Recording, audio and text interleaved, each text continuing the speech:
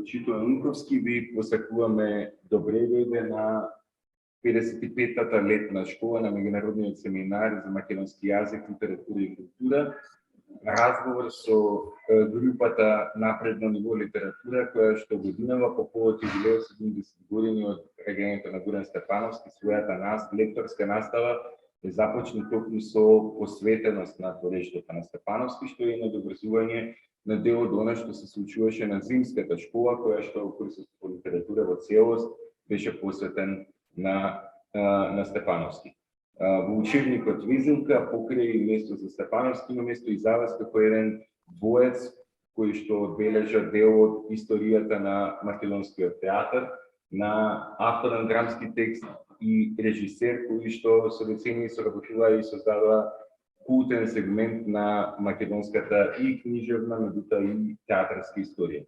Заеднички со семинаристите се изрази желба да се поразговара со вас за Горан, за неговото творештво и драго ми е што ја прифативте поканата, а со нас е и директорката на меѓународниот семинар, професорката Весна Мојсова-Чепишевска и воедно и автор на учебникот Везелка, преку кој што Горан повторно, како што Черногрински преку неговата драма се враќа во македонскиот книжевен простор, така преку Везелка на Мојсова-Чепишевска Горан се врати повторно да биде постојано присутен, не само кога е юбилеј, туку постојано на школите на меѓународниот семинар за јазик, литература и култура.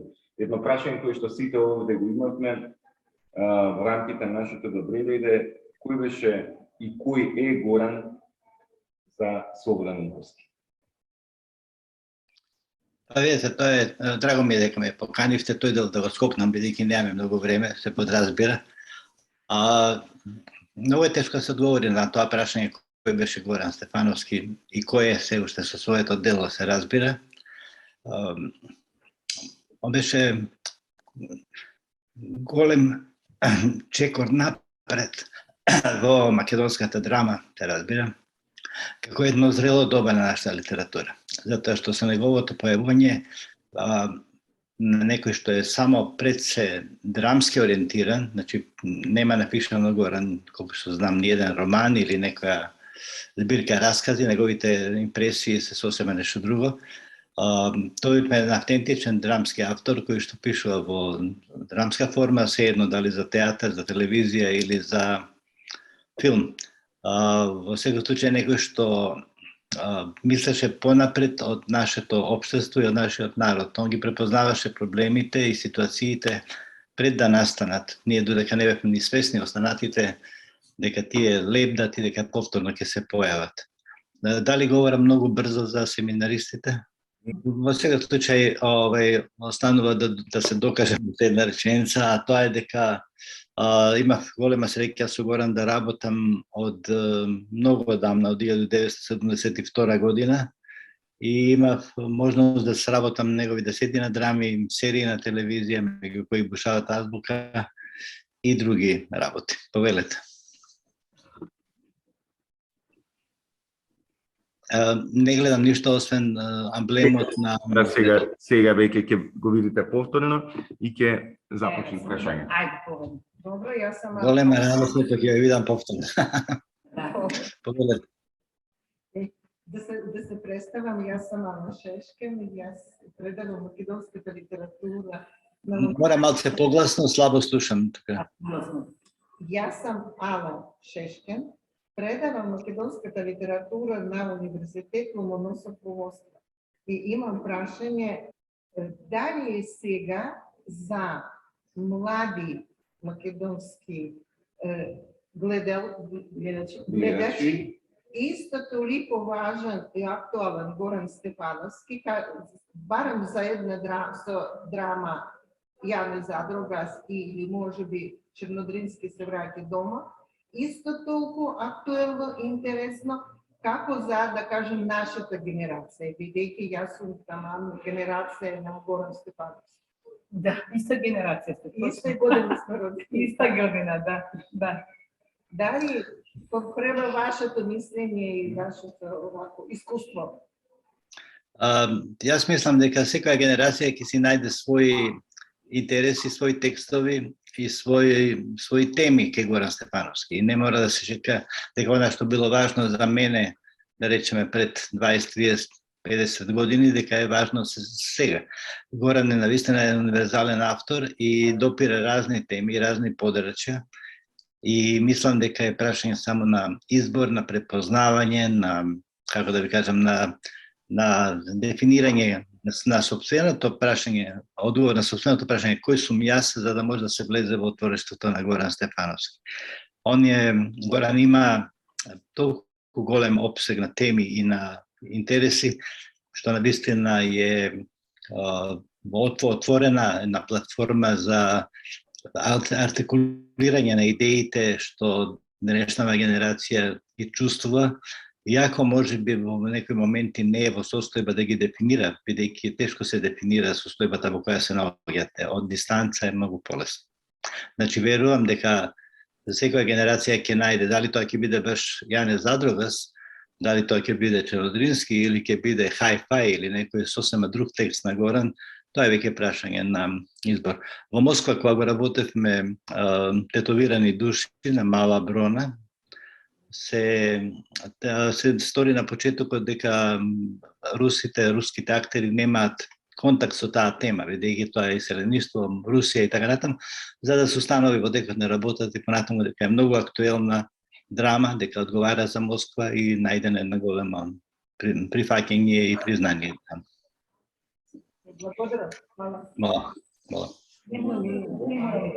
Да. Имаме и семинаристка и од Србија, докторант, која што исто најавени прашања. Сега е видов, право. Сега ја гледам, да. Се викам Александра, јас сум докторант на Филозофскиот факултет во Ниш и јас имам неколку прашања. Прво, више е поврзано со вашиот позив како режисер. Како процената на публиката ја одредува вредноста на драмското дело и колку ви е важно во споредба со зборот на критичарот?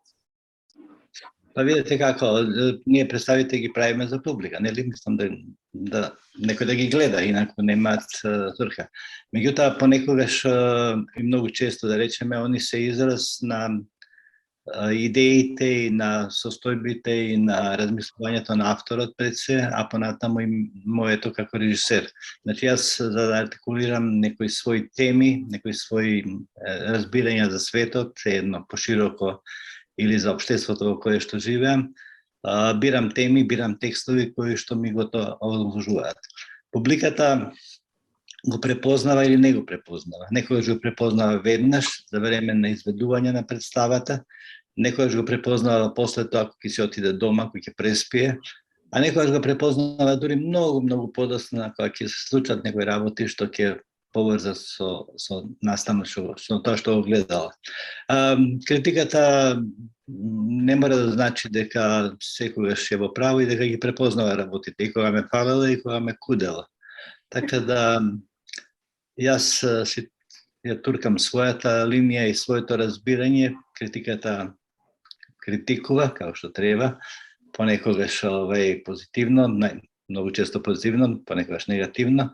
Меѓутоа знаете како, тоа е еден човек во суштина, независно што неговото мислење ќе излезе на телевизија или не знам, во новини каде што илјадници го читаат. Не знам, во Њујорк, ако во Америка, ако ви се појави негативна критика во Њујорк Таймс, например, ви можете вечерта да ја симнете представата од репертуар, бидејќи веќе никој нема да дојде. Таква е моќта на критиката. Меѓутоа, знаете како, животот е поширок од една критика и уметноста е поголема од моменталните мислења на еден човек. Така да, јас го тургам своето, понекогаш се допираме со критиката, понекогаш сме оддалечени, меѓутоа тоа е смислот на мојата работа. Да. Ви благодарам многу, јас имам уште некои прашања, ама подоцна. Добро. Точно во овој контекст ние едно прашање кое што го отворивме и колку она што беше театарска представа на Горан на сцената, Докаде е само текстот и интервенцијата на Горана, од каде почне она што е интервенција на режисерот, преку вашето неколку деценijsko искуство, затоа што ние овде се задржавме, меѓу другото, иначе Дрински се враќа дома, тоа е драмски текст на кој што на оној прв пример дели на премиерата отворено пишува се една посета на Унго. Видите, јас сум работел десетина текстови на Горан за прв пат. Значи, првите изведби на тие текстови биле во моја режија, што е голема предност и чест. Меѓутоа, многу луѓе ги работеле Горановите текстови и многу успешно и со отварање на други аспекти во истата материја, што е за мене секогаш интересно да видам. Меѓутоа, базата доаѓа од Стефановски. Мислам, тој ја поставува основата, драмата е таа што е прави основата. Се разбира, имате модерни читања кај што се преуредува структурата на драмата, каде што се прават разни интервенции и така натаму. Тоа не може да го коментирам, тоа е возможно. Меѓутоа, мислам дека Горан дава една многу прецизна структура и се знае зошто е, како е и така натаму. И практично е многу важно да се следи, да се почитува. Као што да речеме Чехов, јас не го кратам нигдека, на ниедно место, така и Горан, да речеме, може би сум скратил неколку реченици само на некои места, кои што Горан пак си ги ставил во своето печатено издание.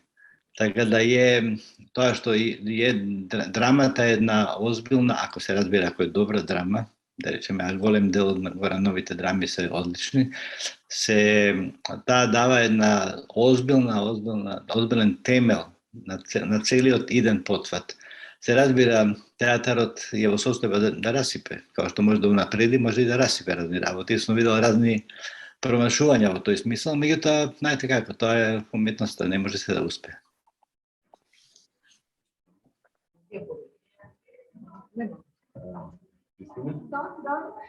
Добар ден, јас сум Кристина од Чешка и имам многу едноставно прашање, но може би одговорот нема да биде толку едноставен. Обично одговорот на едноставни прашања е многу комплициран, за жал.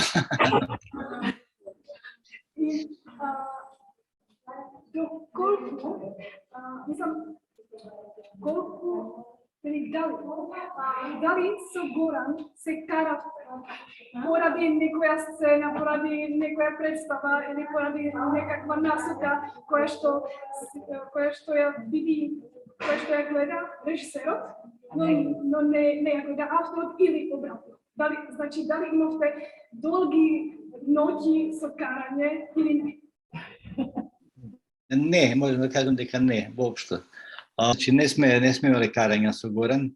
Со Горан сме разговарале многу озбилно, сме се сеќавале, ми ги читал текстовите кога ги напише.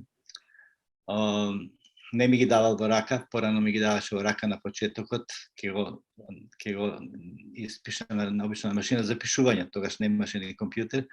Пак ќе ми го даде, па мене ми треба неколку дена да го прочитам, за тоа време него му е многу тешко, зашто сака да чуе веднаш мислење. Понатаму во втората фаза ми ги читаше текстовите и така да не ми ги даваше во рака, него ми ги читаше самиот, што беше една голема привилегија, бидејќи точно го одразуваше карактерот што го чита во тој момент. Со него сме имале, да речеме, моменти на зачуденост кога нешто ќе направам јас што тој не го очекува сосем, или да речеме кога нешто нема да му се допадне воопшто. Например, мислам дека мојата представа Демонот од Дебар-Маало не беше тоа што тој го очекуваше. И беше малце разочаран, морам да кажам. Меѓутоа, го знам кога бил многу воодушевен, така да сме седеле позади сцена, додека имало овации, сме се гушкале, сме се честитале и сме се радувале на успехот. Горан беше повеќе од драмски автор што работа, но беше дел од мене на некој начин. Така да себе не може да се карате, мислам, може да се расправате, може да размислувате, може да ги испитувате, работите, меѓутоа не може да кажам дека сме се карали. Благодарам многу. Тука и се отвори едно прашање кое што еве јас го добив додека разговаравме и кога го најавме вашето присуство. Бидејќи очигледно е дека Горан беше приврзан за вашата речија, на случајно е ваквиот однос кој што колку беше задоволен од оние режисерски интервенции, поставки кои што следува по тој некој период на 93-94, која што беше она некако ганца на вашата интензивност работа, кога почнаа по се повеќе други режисери да соработуваат со Горан на сцена. Какво беше неговото видување за режијата? Ете, Горан беше автор што сака сите да го работат и имаше повеќе представи направени од врвни режисери, други, например Пауло Маджели и така натаму, па и македонскиве, и Љубиша Георгиевски и други. И мислам дека во тој смисол беше многу отворен, значи не беше заробен во првобитниот концепт или изглед на представа, па тоа да го бара понатаму. Напротив, гледавме разни верзии на текстот, и Александар Поповски во ново време, по новите години, така да беше практично помлад од нас, беше помлад од мене во начинот на мислење, бидејќи среќаваше други луѓе со истата материја. Јас некако, кога ги посламе негов текст, за мене е тоа завршено, одам понатаму. А тој може да се врати на истиот текст со нов режисер, со друг ансамбл, со друг театар и да види некаква сосема нова верзија, нов квалитет. Мислам дека само еден текст на него сум работел 2 пати, Тетовирани души во Белград и во Москва. А другите текстови сум ги работел поеднашка, а не неколку него, повеќе текстови не сум работел воопшто, бидејќи има многу текстови. А може да прашам јас, мене ме интересира како ви се случи тој ваш клик, значи кога прв пат се запознавте. Затоа што, да речеме, тогаш не бил големиот Горан Стефановски, потоа го направи името, може би имало и ситуации, како што кажавте, и други режисери да се станат до неговото име, или на некој начин дури да се измерат со вас, нели? Затоа што сепак еден период во македонската култура вие важевте како двоец, Стефановски-Унковски. Така што јас еве сум гледала и во режија на Пауло Маджелија, фатив таа представа, така што ме интересира како ви се случи таа прва средба, како ви се случи таа хемија помеѓу драмски автор и режисер.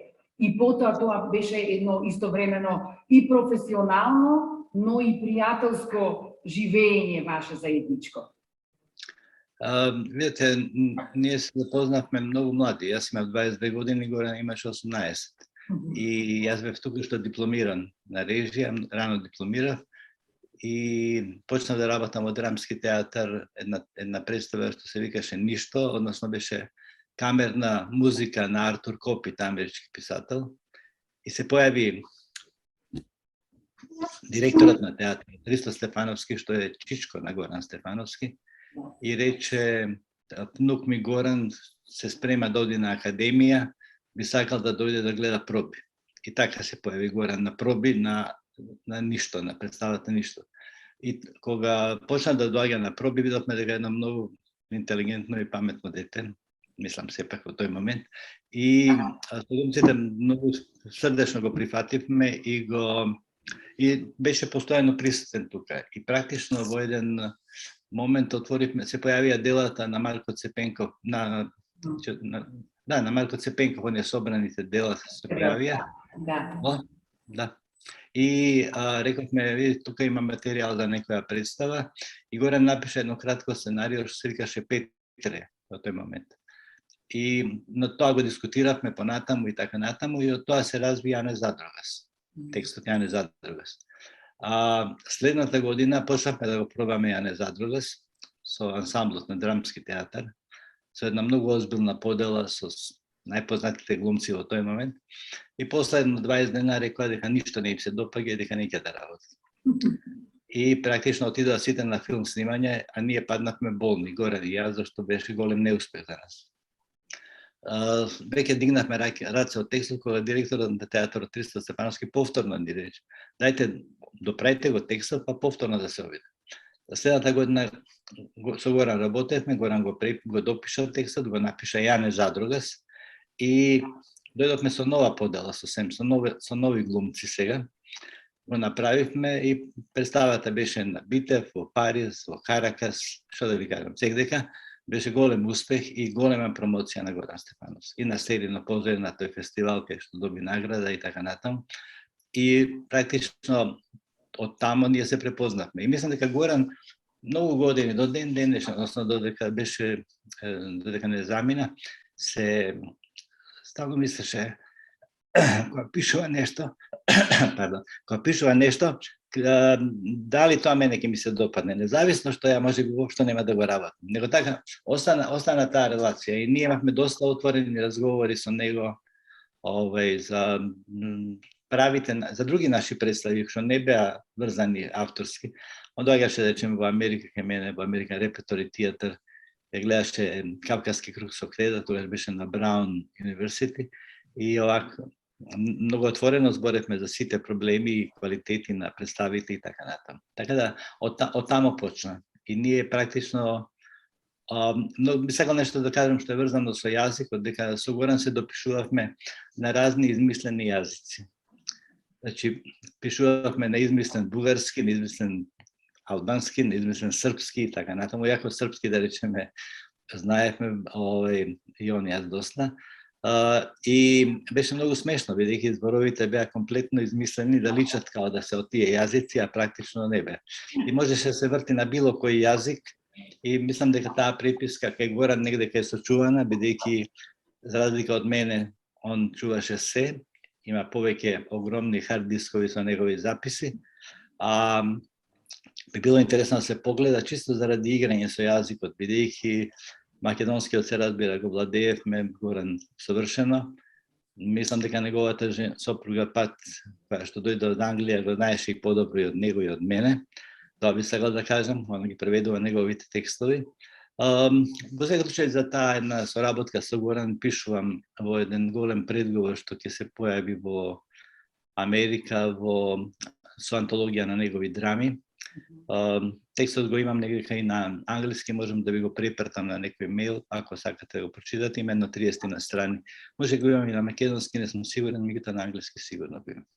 Не знам дали ви одговорив, ама тоа е прилike.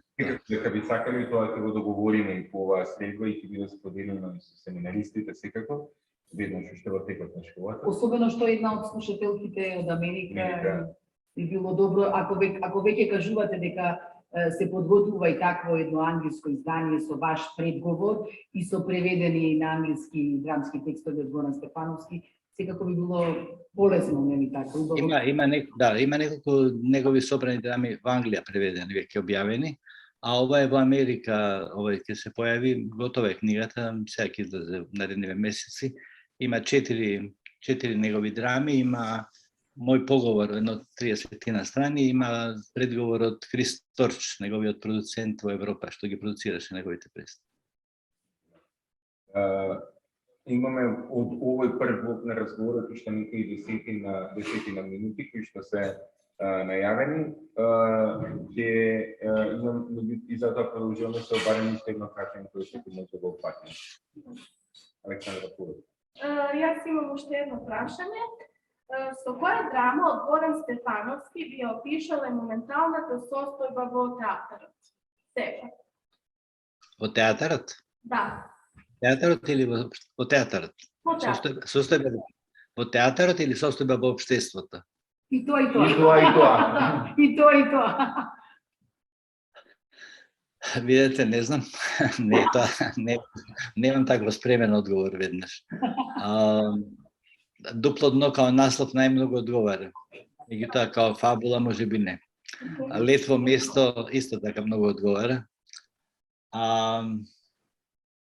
Не знам што да кажам. Црна дупка може би. Ако ја знаете Црна дупка, тоа е една од драмите, да речеме, на Горан што не сум ја работел, што многу ми се допаѓа, ама не знам да ја сработам, просто не знам. Мислам, знам дека ќе звучи смешно, ама така е. Значи, имам некои драми што знам да ги сработам и знам да ги сработам одлично, а Црна дупка повеќе пати сум ја ставал на дискусија со разни театри, а меѓутоа не сум ја сработил, бидејќи нешто не сум знаел таму што треба да направам. Благодарам. Да, повелете. Ние тука отворивме едно прашање кое што се придојуваше и како Челендински се враќа дома, меѓутоа тоа прашање како се купнат од драмско творештво на Гуран, а и на зимската школа кога работевме и некои од неговите беседи и есеи, а тоа е релацијата меѓу Горан и македонскиот идентитет и воопшто прашањето за идентитетот. Како вие гледате на таа синтеза Горан и идентитетот? Горан често беше напаѓан додека работеше, дека беше жив, за тоа дека недоволно се изјаснува по политички прашања. Иако неговото творештво, целокупното негово творештво е политички на некој начин, односно допира ова што вие говорите, а тоа е прашањето на македонскиот идентитет. И практично неговите сите драми допираат разни аспекти на нашето постоење, на нашиот идентитет, на нашата смисолот на нашата македонска нација и фантастично ги осеќаше проблемите и ги дефинираше и ги артикулираше во фабула која што можеме да ја гледаме и да не тера на размислување. Така да за жал, може би ние не умееме да ги чуваме тие светилници на тој идентитет, како што е Горан, да речеме. Например, вие сега моментално не може да купите ни една книга од Горан, предпоставам дека нема нигде во книжарници, не знам. Измеѓу 2 години, 2 тома од неговите избрани драми се преобјавени на македонски. Значи не сум видел, супер, одлично. Сакам да кажам дека мораме да ги пазиме тие луѓе што ги имаме, особено за Горан, бидејќи говориме сега, бидејќи тој навистина го преведе нашето битие, така да кажем, не преведе нас, не артикулираше и практично неговите драми во тој смисол се најдобар доказ на нашето, како сакате да кажам, постоење, следно на нашата идентитет. Не се работи само за јазикот, него се работи за традиција, за символи, за начин на мислење, за комуникација, за минато, за историја и така натаму, без намера да се зема од некого нешто и без намера да се присвојува нешто што не е наше. Така да Горан во тој смисол е одличен познавач на македонското состојби, одличен познавач на македонската историја и традиција. Неговите, кога пишуваше драма за одредена тема, неговата работна маса беше преполна со литература која што се однесува на таа тема. Например, за драмата со која се бави со македонската писменост, имаше цел куп на книги кои што и се разбира и консултација со разни истражувачи под одредени теми и така натаму. Мислам дека беше и во Нитра, дури, мислам секдека, значи секдека што требаше да отиде да на лице место да ги види работите и да ги напише. Ко се разбира колку што е талентиран, колку што може и така натаму. Меѓутоа, он е практично, не е идентитетот нешто абстрактно. Горан е идентитетот, неговото творештво, Блаже Коневски, и така натаму да не ги редам, се ги поминале вие сите имиња тука. Тоа е тој идентитет за кој зборуваме. Тоа е Македонија, не е Македонија се ова фина зграда кај што седите, вие не знам која е баш точно, ама речеме Езерова можеби, меѓутоа практично ова што е едно усмена или писмена за наше наследство и браќање, знаење за себе, знаењето за себе идентитетот. Не е само удирањето во гради и говорењето за политика, не? Туку познавањето на себе, на својата историја, на својот народ, на своето семено стебло, ако сакат. Така да Горан е точно тоа. Само он е еден од тие камен темелници. Тоа не е затоа што јас сум негов пријател или зашто сум работел негови текстови, него затоа што навистина е така. Не знам дали да. Јас сакам да ве прашам сега, бидејќи имаме од различни земји, спомнавте дека и ве сте поставиле во вашиот разговор, дека во Белград, во Москва. Мене ме интересира дали сте поставиле некој драмски текст, значи дали си играло, јас бидејќи немам таква информација, дали е поставен во Чешка, дали е поставен во Словенија, дали е поставен во Унгарија, бидејќи се тоа, нели, семинаристите од оваа група, и мене ме интересира дали вие, бидејќи зборуваме сега за тој двоец Стефановски-Унковски, дали вие сте биле виновникот или сте укажувале таа игра, значи да бидат поставени во Чешка, во Словенија, да биде поставен во Чешка, во Словенија, во Унгарија, еве добро слушнав, Америка, ама би било убаво да се игра Горан Стефановски. Ако за да се игра мора да биде преведен. Значи мора Македонија да помогне да се преведат неговите текстови, да се пратат и да се објават у крајна линија. Најдобро би било да преведени да стојат на интернет, да може било кој да ги земе, се едно на англиски на почетокот, а понатаму и на другите јазици. Горан е игран во Чешка. Ако отворите интернет, ќе видите, Сабајлево баш отворив да видам малку да се подсетам на неговите текстови, кога се пишувани, бидејќи за мене не е важен датумот, не? Така да, бидејќи Чернодински се спомна, мора фитно да погледам која година сум го поставил, 92 изгледа. Така да во тој момент најдов дека е игран во Чешка, например, во Словенија е игран повеќе пати. За Унгарија не знам во моментов, треба се проучи, да се види, мислам можда не е. Меѓутоа важно е дека е автор кој што ги допира проблемите, ги препознаваат. Значи не е диво месо кое што имаше голем успех пред, не знам, 30 која година, 78 мислам дека беше премиерата, 79-та. После тоа е играно 20 години после тоа во Скопје, со исто огромен успех со друга режија. Во Сараево е играно, во Белград е играно, на други места сегдека, така да неговото дело е живо и активно. И Горан е, би рекол, еден од првите, ако не и прв македонски драмски автор, што говори за македонските теми на еден современ начин и не ги локализира, не ги затвара тука. Например, особено го ценам Коле Чашове, и меѓутоа неговите драми се сепак затворени некако, тука се. И тоа е логично, бидејќи таа генерација имаше друга задача. Горан Стефановски беше ослободен од таа првобитна задача да го потврди националното, да го со големи букви да каже Македонија, македонци и така натаму. Горан Стефановски имаше дистанца да може и да биде критичен према својата нација и према својот народ, а при тоа да отвори разни ризници што сме ги заборавиле, разни библиотеки, теми, имиња и други работи што постои. Гледам да одговарам кратко, да може уште некој прашање. Може, дали можам јас? Повелете. Јас сам пак, да се представам, јас сам од Москва, на Шешкан се вика. Вие спомнавте дека во вашата режија била поставена во Москва драма Тетовирани души. Од вашата гледна точка, што им беше најтешко за руските актери? Колку сте задоволни, колку е по вашето мислење успешно онај команд во Московскиот театар и колку што било најтешко во работата со руските актери? Мора да кажам дека имам една одлична актерска екипа, затоа што Мала Брона во тој момент беше еден од водечки театри во Русија. Главната улога играше Сергеј Тарамаев, еден млад глумец во успон, сега сигурно е веќе многу познат.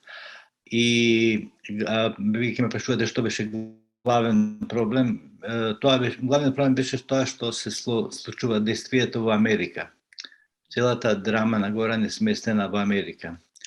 И беше прашање како посред Москва во тој период, 86-7 година, да направиме Америка. Театарот најде од разни амерички извори реквизита, значи кутии, цигари, се што требаше. Меѓутоа, во начинот на мислење, Америка се уште беше нешто што е опасно далеку. Тогаш беше Горбачов веќе председател, меѓутоа се уште не беа до крај отворени односите, кои што сега гледаме пак се затвори. Како и да е, тоа беше главниот проблем. Меѓутоа, тоа се надмина многу брзо и практично тоа дека се случува во Америка беше само еден аспект, зашто многу е побижно што се случува меѓу тие ликови. Тетовирани души е една одлична драма, навистина, и практично, кога зборевме пред малку за идентитетот, видовме дека ќе видиме дека во оваа драма, да речеме, има многу аспекти кои што се играат со тоа прашање на еден многу духовит начин и на еден култивиран начин, бидејќи идентитетот е нешто што бара повеќе време да го продискутираме, меѓутоа не е така едноставен и не е така тврдо поставен како што моментално, да речеме, кај нас се водат едни опасни дискусии околу тоа што е идентитет, едни го бранат, други као мислат дека не треба да се брани, а практично тоа е нешто што не може никој да ти го земе по мене. Меѓу другото, споменав, се задржавме на текстот Челендрински се враќа дома. Колку со драмскиот текст на Горан Челендрински се враќа дома, со гледано од ваша театарска перспектива, Челендрински се врати дома и како гледаше Горан а и вие како режисери на Челендрински се врати дома од тај 1992 па натаму? Во кој смисол, не го разбирам? Па, имајќи го предвид целиот концепт на драмата, на потребата на реактуализација на Челендрински, меѓутоа премената на кодот во творештвото на Горан, затоа што реално тоа негово движење книжевно модернизам, постмодернизам, веќе добија една друга насока со оваа идеја за Челендрински, која што ја пласираше во 92-та преку текстот. Како Челендрински се врати дома и од негова авторска и ваша режисерска перспектива во времето по премиера? Ја мислам дека правиот наслов не е се врати, него се враќа. Враќа, се враќа дома. Нешто што трае, значи не е нешто што е завршено. Нешто што се случува сега и ние сме евентуално сведоци. Како што знаете, тамо е направена една фантастична постапка, а тоа е дека Челендрински не се појавува како лик воопшто. Челендрински го нема. Има, као што во разни други антички драми, има некои главни ликови што не се појавуваат воопшто. Меѓутоа се што се говори се однесува на Челендрински, на разни аспекти на нашево постоење врзани со сочувување на традицијата, сочувување на споменот на Челендрински, на значењето негово и така натаму. Така да во тој смисол она е една доста храбра драма, која што доста критички се однесува према нашиот однос кон традицијата и особено кон книжевната традиција. Во услови на негдека примитивизам, негдека модернизам, негдека не знам и така натаму. И практично темата на враќање и аспектот на враќање нешто што таму постои и е возбудливо и се разбира врзано со она што е традиција во творештвото на Челендрински, кој што се игра на сцена, меѓутоа не така често.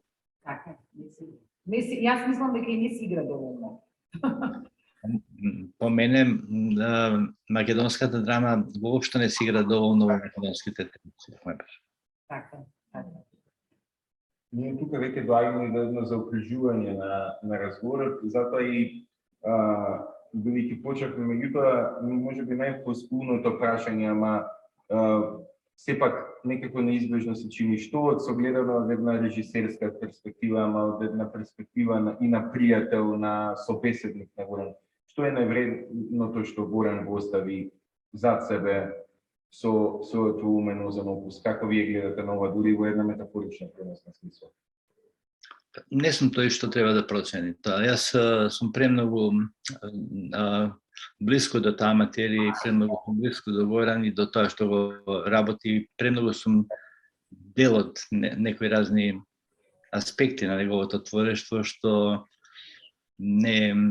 и треба време, треба дистанца една да се процени тоа до крај. Во секој случај, мислам дека имаше Македонија една голема среќа што имаше таков еден автор голем и дека тоа е една голема предност за нашата култура, за нашиот театар. И мислам дека на некој начин он отвори еден пат по кој што може да се движат понатаму некои нови драмски автори, некои нови писатели. И се надевам дека таа голема една автопат, што би рекол, што го отвори Горан Стефановски, ќе послужи за полесно артикулирање на состојбите, идеите и темите што младите писатели, евентуално средните писатели би имали да ги кажат. Мислам дека е една исклучително значајна појава. И се разбира како се во Македонија, до крај тоа го разбравме кога си отиде. Така да е... Тоа е дел од сето. Тоа е дел од целиот однос кон културата и уметноста, што овдека нашиот термин уште неколку минути не ни дозволува да држиме на таков симпозиум, може да во некоја друга следна прилика. Затоа последното што беше прашање вака го замисла, колку Горан, почнувајќи од Јане Задруга спаната, му беше разбран во своето време и од театарска перспектива, и од перспектива на публиката, меѓутоа од перспектива на општеството. Дали кај Горан секогаш често ни се случуваше некое задоцнато разбирање или одложено разбирање на неговото творештво и колку е почнувајќи од Јане Задруга, што е исклучителна критика.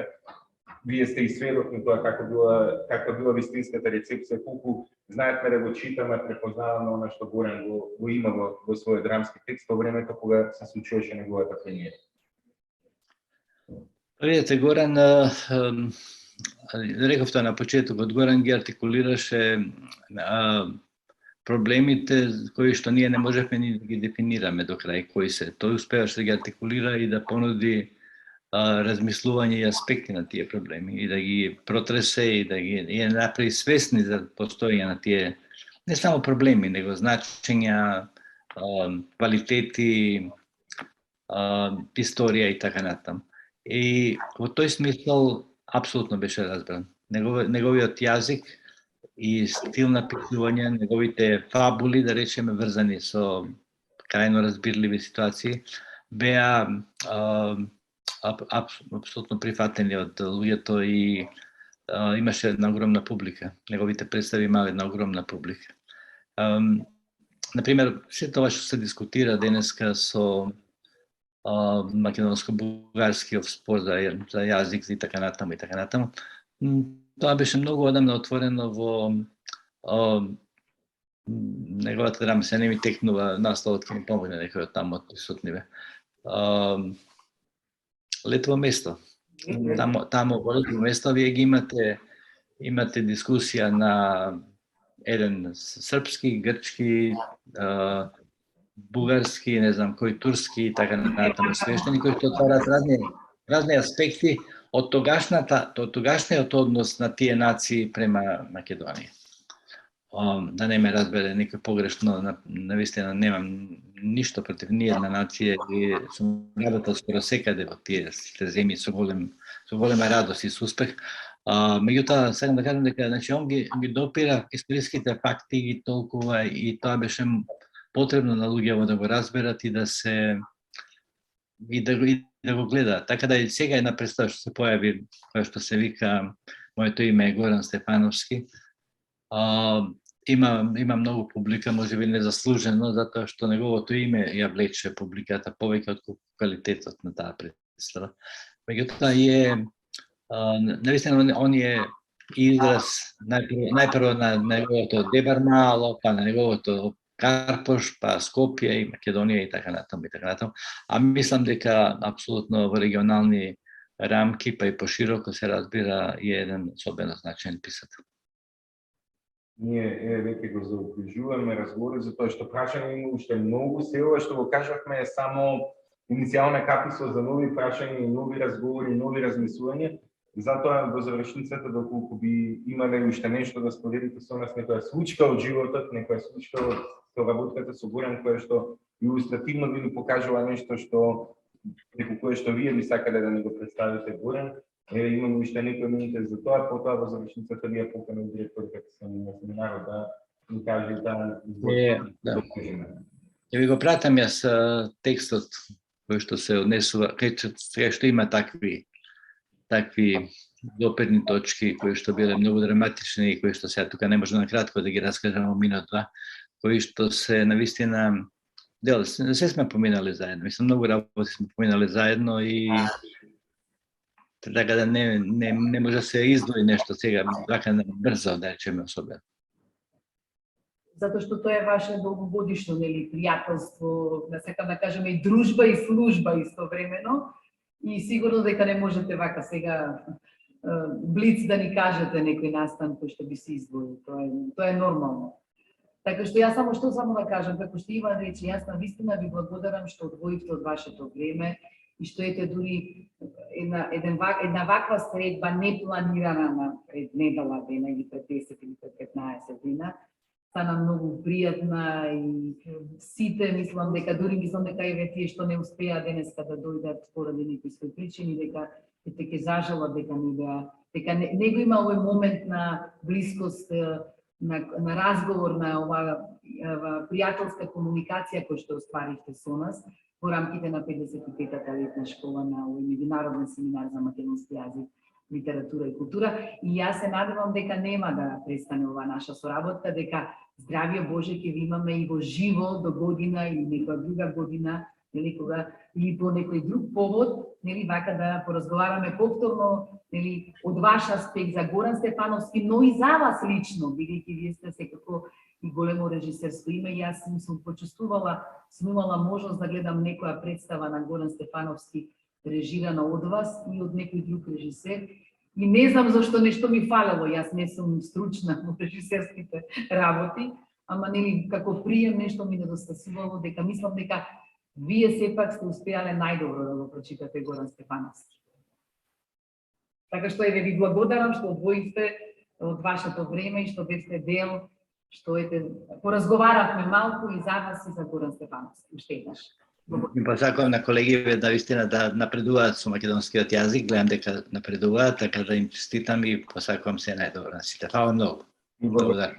И она што во завршницата ми е драго, вие упативте на потребата од преводи на делата на Горан Стефановски. Ние преку зимската школа веќе иницииравме, конкретно тоа се помали текстови, конзервираните импресии, веќе имаме од близу 10 јазици преводи на конзервирани импресии како почетна точка, а се надеваме дека оваа летна школа и учително и разговорот со вас ќе биде мотив, причина повеќе за секој од учесниците на оваа летна школа да размисли за својот натамошен потпат за анализа на творештвото на Горан, не само преку исчитувањето, туку и преку посветеноста на преводот и достапноста до својата книжевна и културна средина.